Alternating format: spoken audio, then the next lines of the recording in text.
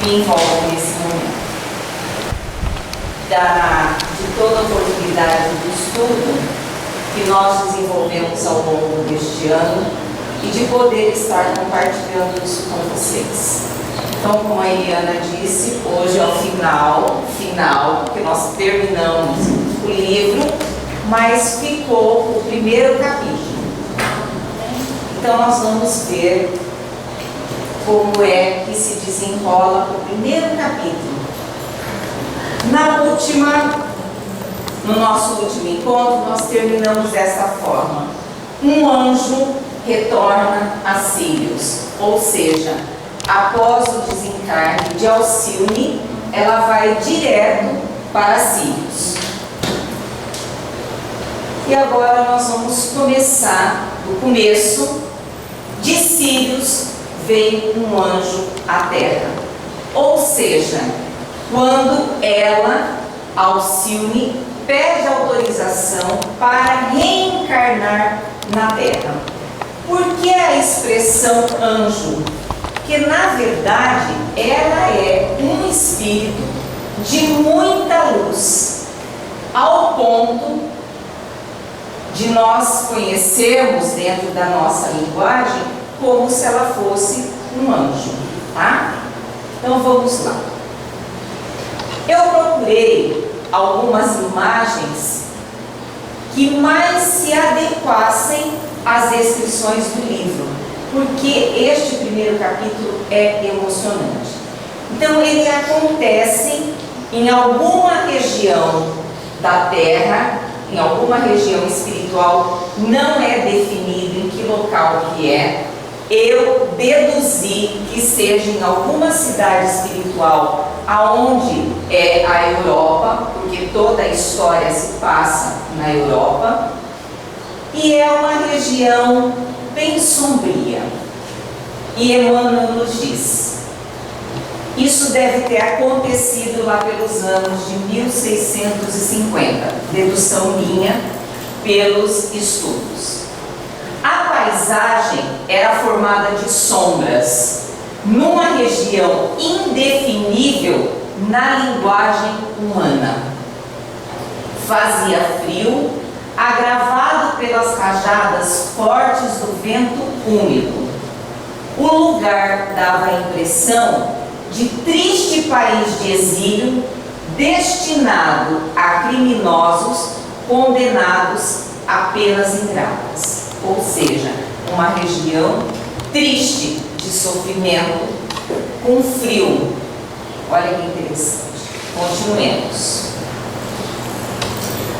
Ali se encontravam alguns espíritos com a aparência de homens e eles estavam vestidos como antigos sacerdotes. E havia o diálogo entre dois, apesar de existirem mais. A voz do locutor, porém, embargava-se afogada em lágrimas.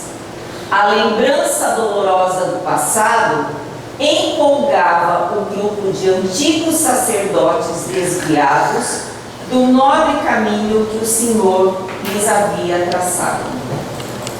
Este que dizia que era o locutor é justamente aquele que nós conhecemos como Polos. Ou seja, ele era o espírito que estava mais preparado dentro daquele grupo de ex-sacerdotes, e ele estava estimulando os outros, animando, porque todos eles já estavam prestes a reencarnar. Todas as programações já tinham sido feitas, os benfeitores já haviam se despedido deles e eles estavam apenas aguardando o reencarne. Então é lógico que neste momento do reencarne havia uma apreensão, uma dificuldade, de voltar à carne por parte de todos eles. Da mesma forma, quando nós estamos também próximo do desencarne, que a gente fica muito aflito, Então é a mesma coisa. E aí, Emmanuel diz apenas o nome de um outro, que é o Menandro.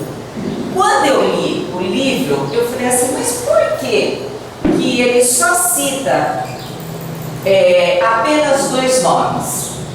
Mas eu não obtive resposta e assim ficou.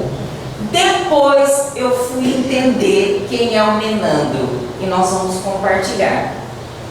E a gente percebe que realmente é como se ele fosse dando as pistas para que a gente corresse atrás das informações. Nada está por acaso. De repente, este grupo de espíritos, depois dessa conversa, cada um vai para o seu lugar e apenas o Polos fica ali pensando nas suas dificuldades. Naquele momento, ele incentivou os companheiros, mas a hora que ele ficou sozinho, ele se sentiu enfraquecido.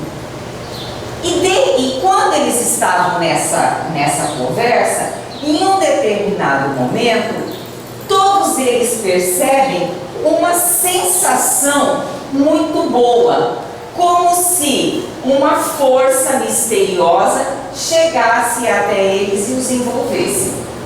Eles fazem esse comentário e fica nisso. Quando ele está sozinho e ele começa a pedir a Deus que o fortaleça, ele pede pela presença de Alcione, que era o seu grande amor, que nós sabemos. Nesse instante, aquela paisagem, ela ganha uma luminosidade. Aquele local frio, triste, muito feio, ganha uma luminosidade, porque ele consegue visualizar a Alcione. Ela estava ali, mas ele não conseguia até este momento perceber. Uma informação interessante: ele estava desencarnado, porém a Alcione estava encarnada. Só que como o estágio dela evolutivo era maior do que o dele, ele não conseguia percebê-la. Ela precisou adensar o seu corpo para que ele a visse. Olha que interessante. E aí, nesse diálogo, entre outras coisas, eu destaquei o Polos dizendo ao Alcione: roguei a recapitulação do esforço dos sacerdotes devotados ao labor divino. Quero viver sem lar e sem filhos carinhosos. Quero conhecer a solidão. Minhas noites hão de ser desertas e tristes. Caminharei junto dos que caem e padecem sobre a terra, no propósito de servir a Jesus através de sua seara de amor e perdão. Ou seja, ele deixa claro aqui que ele tinha escolhido voltar como sacerdote. Depois que ele reencarnou, nós vimos que ele jogou a culpa na sua mãe, mas foi um pedido dele, porque ele tinha que corrigir um erro de vários erros de outras vidas, em que ele foi um sacerdote que não cumpriu o seu papel. E olha, ele não teria um lar, ele não teria filhos, né? E ele quis a todo preço ter um lar, e nós vimos as consequências. E aí o diálogo continua. Ele diz: se Deus permitisse a aventura de ouvir-te no estreito círculo terrestre, acredito que nada teria a temer na senda reparadora. Ele pede para que ela reencarne com ele, mas ela não precisava mais dessa situação, porque ela já estava num outro patamar. Mas olha a resposta. Alcione diz: antes da minha, precisarás ouvir a voz do Cristo, que ele fala aqui de ouvir a voz dela, né? Precisarás ouvir a voz do Cristo. E se ele, com sua infinita bondade, permitir minha volta à terra, jamais ouvidemos que vamos lá regressar, não para oferir gozos prematuros, mas para sofrer juntos no caminho redentor, até podermos desferir o voo supremo da felicidade de Miriam em demanda de esferas mais altas.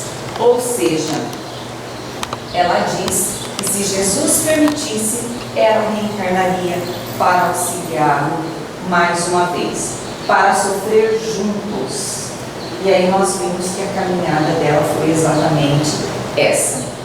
Ela o acolhe como uma mãe acolhe um filho, e dessa forma ele adormece, ela o entrega para espíritos que são especialistas na reencarnação, e aí ele começa a dizer que ele ouve vozes, quer dizer, já são as pessoas encarnadas conversando, né? Então tem toda a descrição desse processo. E aí ele vai nascer como filho da dona Emília, que era a irmã do padre Damiano, cujo pai desencarna quando ele tem 5 anos. Isso nós conhecemos toda a história. Alcione, então, retorna a Sírios. Tudo que eu vou ler agora está em um parágrafo do livro e é de uma beleza de descrição fantástica. Eliana, ela retorna então a Sírios. De retorno ao paraíso, quer dizer, ela veio para aquele país do exílio e volta para o paraíso. Alcione aporta na portentosa esfera, inconfundível em magnificência e grandeza. O espetáculo maravilhoso de suas perspectivas excedia tudo que pudesse caracterizar a beleza no sentido humano. Ou seja, não há palavras no nosso vocabulário para descrever a beleza de Sírios. Primorosas construções, engalanadas de flores indescritíveis, com irradiações de efeitos policromos. Ou seja, as construções, elas tinham muitas flores e tinham cores diferentes. Dizem até que elas têm sonoridade, que elas têm brilho. Isso daqui é um parque que tem, o Parque Botânico de Singapura. Eu acho que eles devem ter copiado alguma coisa de lá de cima. Olha que interessante essa descrição. Seres alados iam e vinham, obedecendo a objetivos santificantes, num processo de natureza superior, inacessível à compreensão dos terrícolas. Ou seja, em Sírios há seres que nós não conseguimos ainda compreender. Certo? Só para perceber a diferença desses dois sistemas. E ela vai abrir mão deste paraíso para reencarnar na Terra. A sagrada visão do conjunto permanecia muito além da famosa cidade dos anjos, idealizada pelos pensadores do cristianismo. 3 sóis rutilantes despejavam no solo arminhoso oceanos de luz. Ou seja, era uma beleza total. Lembra dos 3 sóis que nós comentamos lá no começo, que Sírios tem 3 sóis, que hoje a ciência está tentando comprovar? Então era uma beleza inacreditável. Aí ela vai procurar o Antênio, que é justamente comandava o trabalho em que ela estava. Ou seja, Antênio era um espírito superior a ela. Então ela teria que primeiro pedir a ele a permissão para reencarnar. E foi ele que lá na nossa última reunião, ele que veio recebê-la quando ela desencarna, né? Então Emmanuel o define como a entidade angelical. E ela diz: anjo amigo, deliberei suplicar ao Senhor a permissão de voltar temporariamente às tarefas terrenas, porque ela estava num trabalho coordenando uma equipe com relação à música a ser implantada aqui na Terra. Foi depois desse trabalho dessa equipe que os grandes compositores, os grandes músicos vieram, tá? E aí ele responde: como assim? Não estamos a serviço do Cristo no afã espiritual de reerguer este orbe? Não está cooperando com os benfeitores na arte terrial? Quer dizer, ele coloca para ela: para que você vai reencarnar se você já está trabalhando em prol da elevação do planeta Terra? Se fosse possível, desejaria interromper essas pesquisas que me falam gratamente a alma, para retomá-las no porvir. Mas Alcione, porque um novo e arriscado compromisso, como um pai amoroso, né? Alertando: para que você se arriscar mais uma vez? Apesar da elevação dela, ele sabia que ela teria uma reencarnação de muitas dificuldades, de muito sofrimento. E ele a alerta. Mas ela diz, e diante disso: confesso-te que profundas saudades me lacinam rudemente o coração. Será condenável o desejo firme de alcançar a felicidade através das renúncias do amor e nos propósitos de semear o bem? Não desejo regressar tão somente para seguir o amado Polos. Quase todos os meus companheiros bem-amados estão atualmente no planeta, mas em sua generalidade envenenados por consequências sinistras de oportunidades menosprezadas e perdidas. Ou seja, toda a sua família espiritual ainda estava encarnada na Terra por não ter conseguido evoluir como ela. Então o seu coração estava ainda com aqueles entes queridos. São laços do amor verdadeiro que não se rompem. Através da renúncia do amor.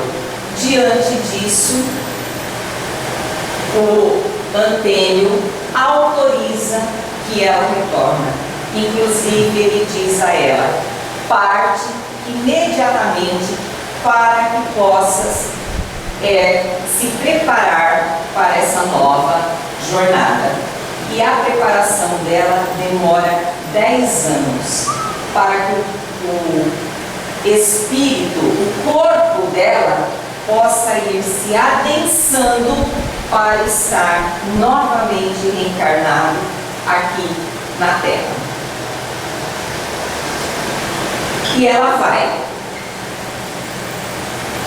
Daí a instantes, chegava ao templo pequena caravana de entidades jubilosas.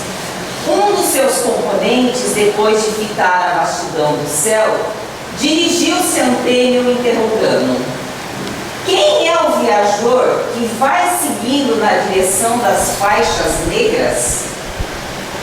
É Alcione, que se propôs novo trabalho entre os espíritos encarnados na Terra.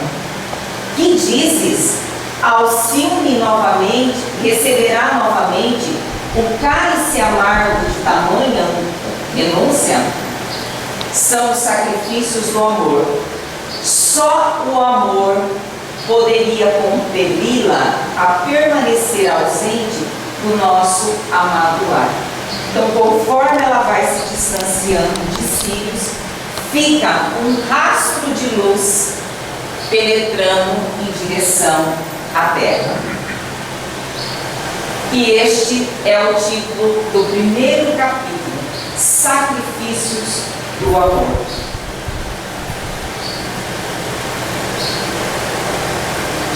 Então, saíram todos para o jardim resplandecente que rodeava o santuário, e contemplando a figura luminosa que se afastava rumo às zonas obscuras, enviaram a abnegada companheira que partia para tão longa e perigosa viagem seus votos de confiança e amor em preces sinceras. E dessa forma ela se prepara, reencarna, e aí a história toda nós conhecemos. Termina aqui a nossa história. E a pergunta que fica é, pelo menos para mim, tanto sacrifício para nada? Porque ela veio para auxiliar principalmente aos pobres e ela acaba morrendo por culpa dele. Em resumo, é essa a história, não é? Dá a impressão de uma coisa que não teve muito proveito. Porém, este é o nosso entendimento humano. E antes de eu caminhar, o que eu pensei foi o seguinte: essa história se encaixa para qualquer um de nós. Cada um de nós, ao reencarnarmos, também tivemos amigos que ficaram lá orando, desejando que nós tivéssemos sucessos, nos sustentando com as suas preces. Da mesma forma que nós também tivemos amigos, verdadeiros anjos, que reencarnaram para nos auxiliar. Anjos esses, como mãe, como pai, como avô, como avó, como tio, como tia, como filho, como filha, e por aí afora, que nós desconhecemos, mas estão aqui. E também há anjos que não estão na nossa família sanguínea, mas formam a nossa família espiritual, que são os nossos amigos. E muitas vezes nós temos uma ligação até maior com um amigo do que até com um irmão. Então são esses anjos que vêm para nos auxiliar. E fica a pergunta: o que é que nós estamos fazendo para cumprir com aquilo que nós prometemos a eles e também para compensar toda a renúncia deles? Eu acho que esta é a maior contribuição do livro para que a gente observe o que é que nós estamos fazendo com esta nossa reencarnação. Porque lê-lo como uma história e apontar o erro de um e de outro é muito fácil. Mas vamos pegar tudo que nós vimos de positivo, de negativo, para nós. Certo? Fazendo as minhas pesquisas, agora já é a faixa bônus, tá? Eu descobri este livro, Célia Lúcius Santa Maria. E nós vamos ver que a Célia, na verdade, é uma reencarnação anterior de Alcione. São as duas reencarnações registradas dela aqui na Terra. Ela, como Célia Lúcius, está no outro livro de Emmanuel, que é 50 anos depois. E aí depois, como Alcione, em Renúncia. E o Flávio Mussa Tavares, filho do Clóvis Tavares, que que também é um espírito, ele já desencarnou, muito amigo de Chico Xavier, o Clóvis Tavares, ele tem um livro em que ele faz uma pesquisa sobre alguns santos da Igreja Católica, mostrando quem são na parte espiritual. E dentro da sua pesquisa, ele estava procurando livros em sebos e ele encontrou um determinado livro que tinha como título Santa Marina. Ao lê-lo, ele percebeu que a história ali era muito semelhante à de Célia, no livro 50 anos depois. E é interessante porque a descrição é de um sebo muito pequeno no Rio de Janeiro e que aquele livro parece que tinha alguma coisa aqui que apontava para ele. Ele pegou esse livro, que não é esse livro da Santa Marina, e levou para o Chico e pediu para que o Chico lesse. E ele confirmou que era realmente a mesma história de Célia. Ou seja, Emmanuel registrou perfeitamente a presença de uma pessoa aqui na Terra que a Igreja Católica conhece como Santa Marina e que é venerada no dia 18 de junho. No dia 18 de junho, no centro espírita do Clóvis Teixeira, que hoje está com o seu filho lá na cidade de Campos, no Rio de Janeiro, eles continuam durante todo o mês recordando, relembrando a história de Célia. E aí nós vamos conhecer um pouquinho daqui a pouco, tá? Então Célia é Alcione, é a outra reencarnação de Alcione. E o nosso Ciro, que é o de 50 anos depois, que em renúncia é o Poros, que depois reencarna como Carlos Clenanga e que atualmente reencarnou como Alexandre, não sei se é assim, Sige. Está num texto do Flávio. No século XIX, reencarna em solo inglês, na pele de professor humilde e bondoso, Alexandre Sige, homem sincero, cristão verdadeiro, desapegado de bens materiais, despojado de vaidade, desprendido da necessidade dos holofotes da terra, despojado de qualquer sentimento de individualismo e dotado de simplicidade natural. Ou seja, depois daquela reencarnação, como Carlos Clenanga, que ele comete uma série de erros, ele teve outras reencarnações e a última é essa. E nesta reencarnação, ele já está um espírito totalmente diferente e bem mais evoluído do que o Carlos. Conheceu o Dr. Rômulo Joviano, de quem foi colega e tornou-se amigo. Nós vamos ver o Dr. Rômulo daqui a pouco. Durante anos, a amizade dos dois foi muito profícua e o Dr. Rômulo pôde testemunhar o quanto o jovem Sige foi um cristão sincero e dedicado, a ponto de certa feita ajudar os transeuntes a apagar o incêndio de uma casa em chamas e ao final perceber que havia sido a própria casa, ajudou sem aperceber-se. E existe uma história a respeito disso, de uma pessoa que apaga o fogo da casa, ajuda a apagar o incêndio e só depois percebe. Então esse personagem existe. Olha o nosso Carlos na sua nova roupagem. Ele viveu muito pouco, 23 anos. Passou a fazer o bem sem interesse, sem nenhuma necessidade de colocar-se em primeiro lugar.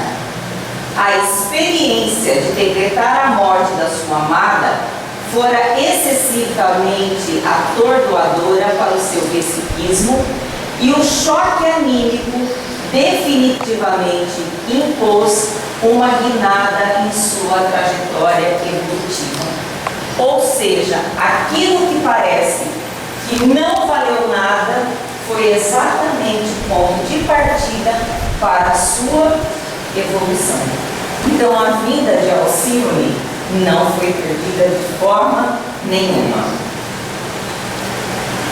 Nossa homenagem a esse espírito que nunca esmoreceu, nunca desistiu, nunca permitiu que o desânimo espiritual o dominasse, oferecendo-nos a todos um exemplo vivo de soerguimento da alma, mesmo nos momentos aparentemente desoladores, num autêntico curso de fisioterapia do espírito, para que nossas almas adoecidas pelas artroses, endurecidas pelos reumatismos psíquicos, possam efetivamente reeducar-se para alcançar a dignidade do espírito.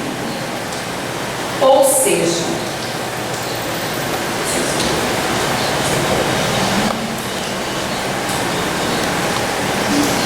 se ele conseguiu, nós também conseguimos. O exemplo fica para nós. Não esmorecer, não desistir, não desanimar, continuar a nossa caminhada, porque nós estamos sendo auxiliados, errando, aprendendo, e assim vai. Então, ele morreu durante a Primeira Guerra Mundial, tá? E o Dr. Rômulo o conheceu. Ele e o Franklin, nós vamos conhecer daqui a pouco. Ambos se conheceram e morreram durante a Primeira Guerra. Então, nessa pequena reencarnação de 23 anos, foi quando ele conseguiu dar um grande salto na sua reencarnação. E o outro livro que eu apresento a vocês é este daqui, Sementeira de Luz, uma preciosidade. Eu vou contar a história desse. Não, brincadeirinha. É o mesmo Flávio Mussa que nos diz: oferta advinda da generosidade da nossa amiga Wanda, por oferecer para proveito de todos algo que por direito humano só a ela pertencia, mas que por direito espiritual reconhece ela que deve ser conhecido por todo o público que leu e amou há 2000 anos, 50 anos depois, e renúncia. Esta literatura complementar emoldura os romances de Emmanuel com finas joias de inestimável valor espiritual. O que é este livro? Durante alguns anos, de 1939 a 1945, todas as quartas-feiras,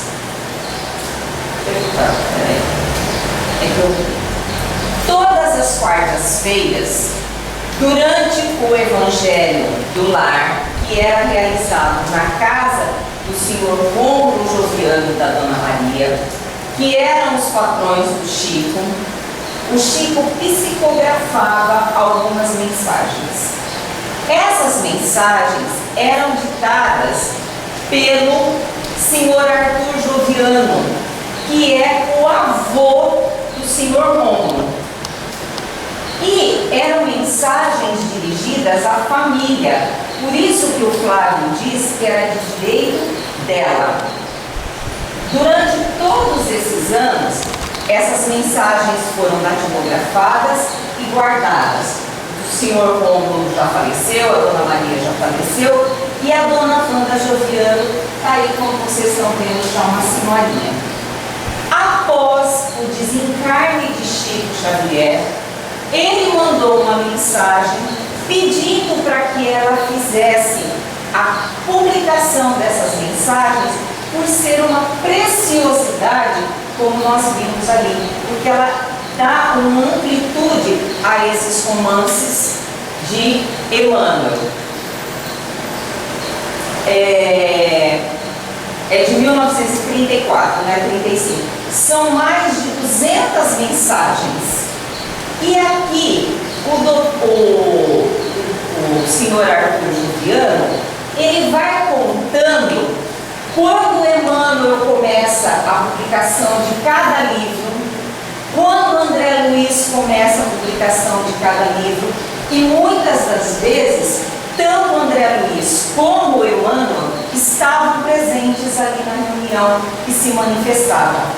Imagina o que eram essas reuniões, tá certo? Então, em 2006 foi a primeira edição deste livro, aonde ela tornou pública essas mensagens que eram dirigidas para a sua família, mas que dão uma amplitude para quem leu esses livros. Deixa eu voltar lá. Então vamos lá. Isso tudo que eu estou dizendo, eu peguei em informações com o Flávio, tá? Esse é o senhor Arthur Joviano, que ele assina como espírito Neio Lúcio, e era o nosso Jacques Davenport, o pai da Susana, no livro Renúncia. Como o senhor Jacques Davenport, ele veio nesta última reencarnação como um educador. E a pedagogia dele, a contribuição dele para a educação, eu acredito que só vai ser vista no mundo de regeneração. De tão avançada que é, porque, Thaís, ele trabalha justamente a educação do ser. Toda a pedagogia dele é a pedagogia olhando para si. Grande educador e com carinho muito grande pelas crianças. Então, vários livros nós conhecemos do Neio Lúcio, que na verdade é o senhor Jacques Davenport. Nossa gratidão. Alguns dos livros: Alvorada Cristã, que tem um monte de historinhas que a gente usa na evangelização, tanto de crianças como de adulto. Foi daqui que você tirou a galinha, Eliana? Foi. A galinha,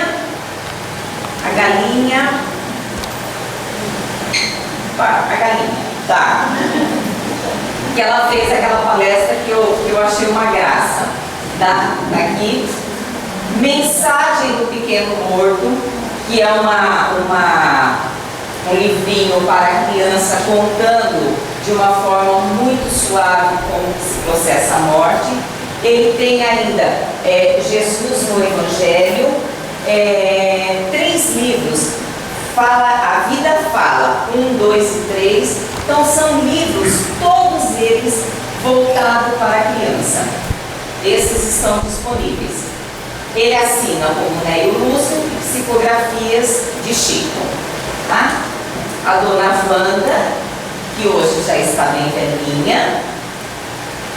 Aqui, numa foto anterior, né? Ela está mais jovem. E aqui, esse é o Flávio Mussa, em um encontro dos amigos de Chico. E neste livro, ele traz este quadro. Tem mais personagens, mas eu copiei apenas alguns, mostrando quem é quem. Então, no livro Há 2000 anos, nós só vamos encontrar o Públio Lentulus, que 50 anos depois é o Nestório, no Renúncia ao Padre Damiano, e é o autor, o Emmanuel. A Célia, que nós já... A Alcione, como Célia, e ela não reencarna mais, ela está em Sírios. O senhor Jacques Davenport, que tinha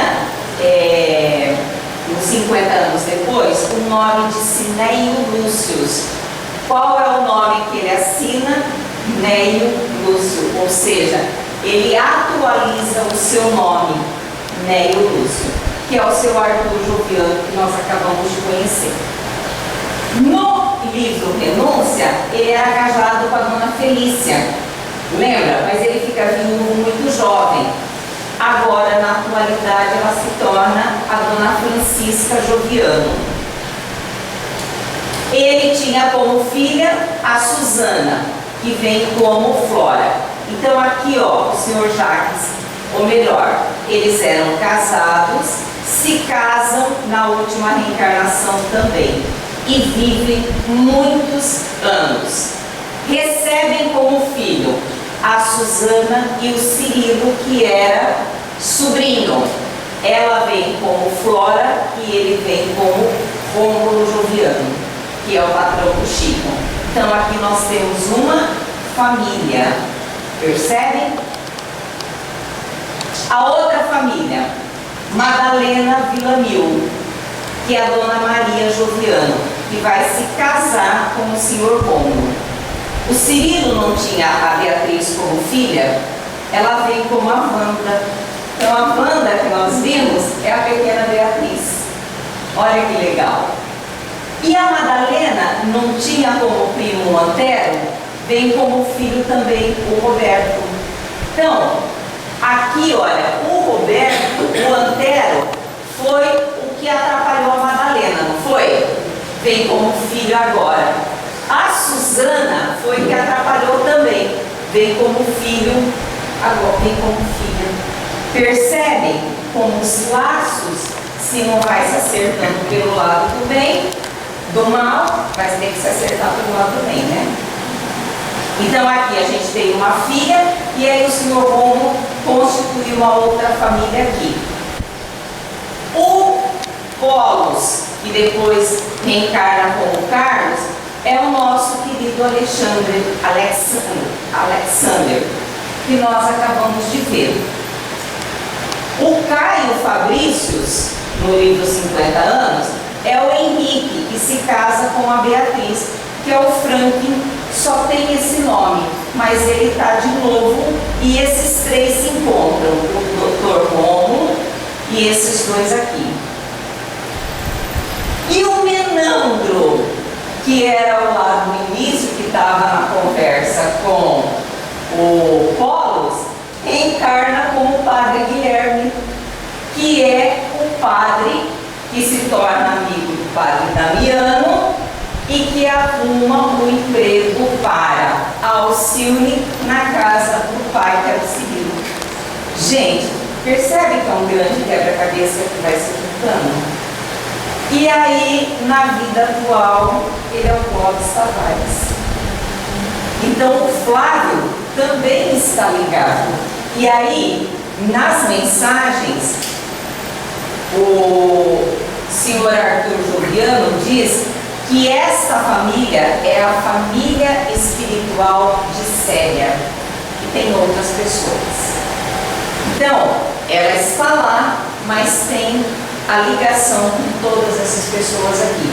Então, quando ela pede para voltar, é porque ela já tinha vivido com esse pessoal, tem mais pessoas, mas aí a gente deixa.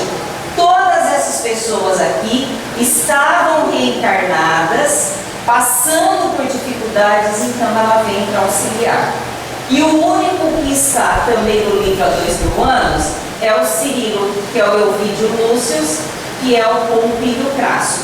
Para quem leu a história, o Públio Lentulus, ou seja, Emmanuel, aqui, quando ele sofre a cegueira, ele está do lado do Pompílio Crasso, que morre. E é a partir dessa situação trágica que ambos dão um salto na sua evolução. O Públio Lentulus maior do que o Pompílio. Tá certo? Muitos nomes, muitos, né? Mas para quem acompanhou a história, acho que dá para entender, tá? Agora vocês querem ver quem é quem? Olha que coisa linda! Gente, eu achei isso uma preciosidade. Vamos lá. Seu Arthur Joviano, seu Jaques. Aí ele se casou com a dona Francisca, a Felícia. Lá eles viveram poucos, mas aqui, olha, ficaram velhinhos. Tiveram como filho o senhor Rômulo, Cirilo. O Cirilo, e o Cirilo, tá. A Suzana não está aqui. O Dom Inácio, que não apareceu, que era o pai da Madalena, não, era o avô da Madalena, certo? Não, avô da Alcilde, era o pai da Margarida. Tá aqui, ó, ele volta. Então a família Amorim atual também faz parte dessa família espiritual da série. Ele se casa com a dona Júlia, que era a dona Margarida. Então aqui nós temos o Dom Inácio e a dona Margarida. Ele morre de varíola, para a gente lembrar, e ela mora com problema do coração, tá? Olha a Madalena aqui, a dona Maria. Então aqui é a família do Cirilo, aqui é a família da Madalena. E essa daqui, e esse daqui é o Roberto, pequenininho, o Antero. E essa é a avó da Madalena, a dona Júlia, que não aparece no livro. Aqui nós temos os funcionários da Fazenda Modelo, que é onde o Chico foi trabalhar, e o senhor Rômulo era o patrão. É nessa fazenda que ele psicografa, é nessa fazenda que acontecem essas reuniões que nós vimos, porque ele morava, o senhor Rômulo morava nessa fazenda. Aqui nós temos a Wanda e o Chico. Então, gente, o Chico naquela época não é o Chico que a gente conhece hoje. Ele estava começando, ele era praticamente um desconhecido e era muito atacado e muito perseguido. Então ele era praticamente um menininho, com seus 32, 33 anos. E essa é a Wanda. E aqui são os demais funcionários. Dona Maria, o senhor Rômulo, Madalena e Cirilo, que também não conseguiram viver juntos durante o livro Renúncia, mas nessa reencarnação viveram muito tempo juntos. Essa foto é de quando eles completaram 25 anos de casado. Ai, que chique. Gente, olha que coisa boa. Eu falei a comprovação que a morte não separa ninguém, né? Quando o amor é verdadeiro. Roberto e a Wanda Joviano, quando pequenos, na família, na Fazenda Modelo. Beatriz e Antero, né? Aqui o Chico com o casal, a Wanda, e esse cachorrinho Fly que aparece em várias fotos que eu pesquisei. Ali, ó. Aqui o Clóvis Tavares, o nosso Menandro, e aqui uma foto do Chico com o Clóvis quando eles eram jovens.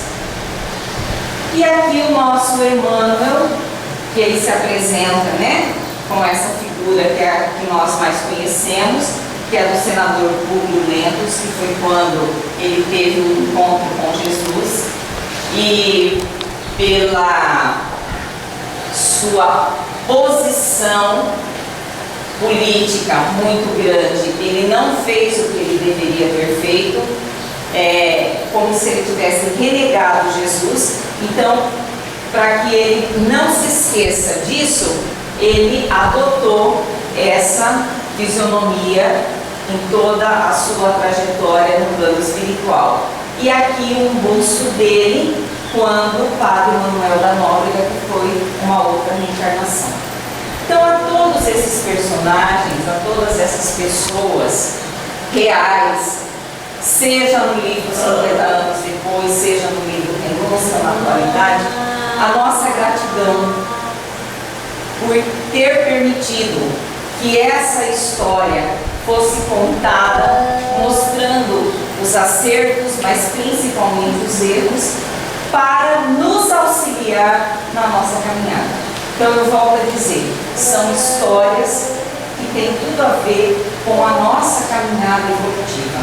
Talvez nós não tenhamos um espírito como Alcíone do nosso lado, mas nós temos muitos espíritos, com certeza, que renunciaram a uma situação melhor para nos auxiliar. E sabendo que a nossa evolução não acaba nesta reencarnação, né? Jesus está aguardando a todos nós, que possamos caminhar a passos mais largos, diante de todas essas informações que a gente tem recebido através dessa doutrina espírita. Que a cada encontro que a gente tem, cada companheiro vem aqui. Na semana passada, o Zé Renato falou da reforma íntima, que nada mais é do que isso, buscar, né, o que é que nós somos e transformar numa pessoa melhor, porque nós estamos aqui para evoluir.